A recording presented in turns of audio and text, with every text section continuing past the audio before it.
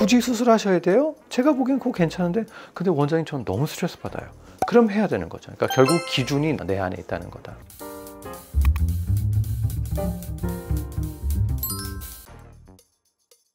안녕하세요. 환자를 최우선적으로 생각하는 성형외과 전문의 김한조라고 합니다. 오늘 얘기할 내용은 실제 논문을 보면서 좀 설명을 좀 드리려고 해요.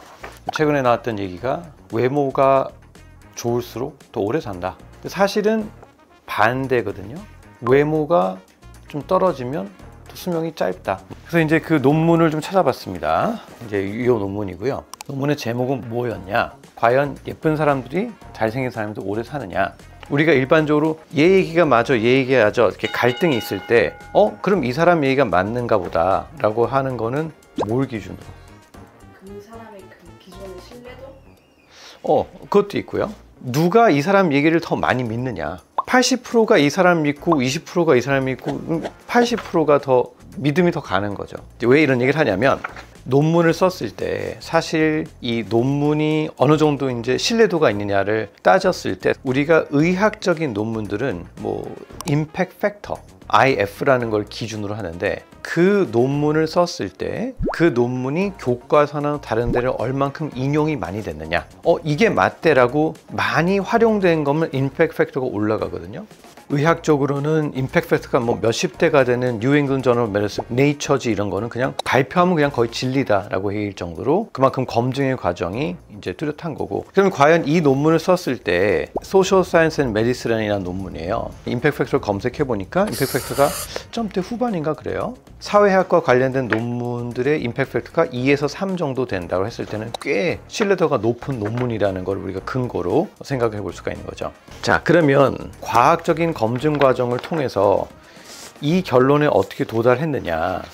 1957년 위스콘신이라는 전체 주에서 졸업생 10,000명 정도를 대상으로 졸업 앨범을 기준으로 얘 얼만큼 잘생겼어 기준으로 이제 스터디를 하는 거예요. 그래서 22년 갔을 때 사망한 데이터를 가지고 이제 조회를 한 거죠. 그래서 이제 결론을 내보니 그룹을 세 그룹으로 나눴어요. 못생긴 사람과 평범한 사람과 잘생기고 예쁜 사람 세 가지 그룹을 나눴을 때 잘생긴 사람과 중간 사람은 사실 수명에 큰 차이가 없어요. 근데 못생긴 사람과 이 중간 그룹을 비교하자니까 수명의 차이가 상당히 좀 있더라. 그래서 중요한 포인트는 어떤 게 있느냐. 여자들의 외모에 대한 수명률의 차이가 더 많을 것 같아요? 아니면 남자들 외모에 대한 수명률 차이가 더 많을 것 같아요?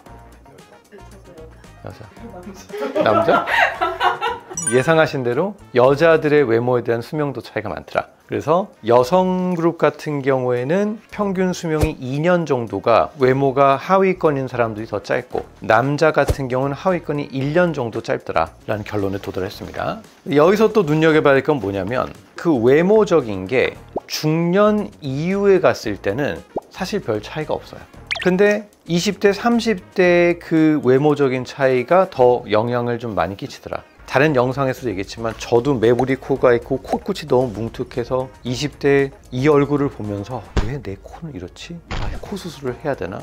저는 너무 스트레스 받았어요. 근데 이제 40대 이후가 되니까 가정도 있고 자녀도 있고 못하러. 지금 이 매부리 코 약간 휘었지만 사람들이 또 높다고 하니까 저만 신경 쓰였다는 거죠. 나도 외모를 꾸준히 관리를 해야 되나? 성형외과 의사로서 좀 안일한 태도를 가진 건가?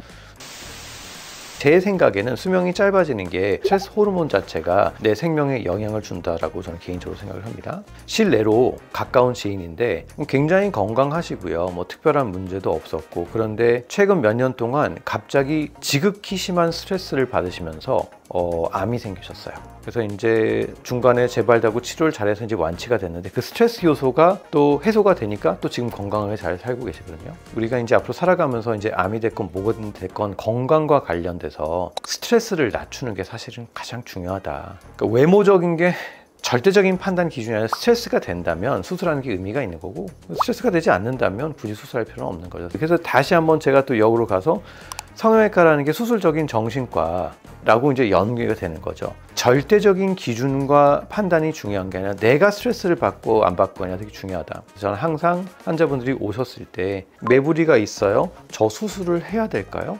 신경 쓰이세요? 아니요. 할 필요가 없는 거고 굳이 수술하셔야 돼요? 제가 보기엔 그거 괜찮은데 근데 원장님 전 너무 스트레스 받아요.